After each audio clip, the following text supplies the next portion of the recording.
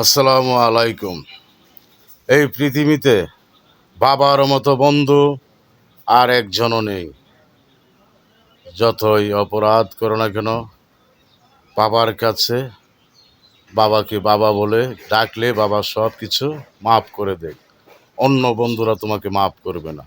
তোমার কাছ থেকে 10টি টাকা পেলে তোমার কাছ থেকে যেমন করে হোক আদায় করে নেবে। অন্য বন্ধু বান্ধব তোমাকে ছাড় দেবে না। আর বান্ধবী বলো, বান্ধবী, মায়ের মতো বান্ধবী এই পৃথিবীতে আর দ্বিতীয় একটিও নেই। অতএব অন্য বান্ধবীর জন্য বাবা মাকে কোনোদিন কষ্ট দিও না। খোদা হাফেজ। খোদা হাফেজ। ছেলে মেয়েদেরকে বলছি, তোমরা বাবা মার সেবা করো, বাবা মাকে ঘৃণ্য বাইসো না, বাবা মাকে দেখশন করো।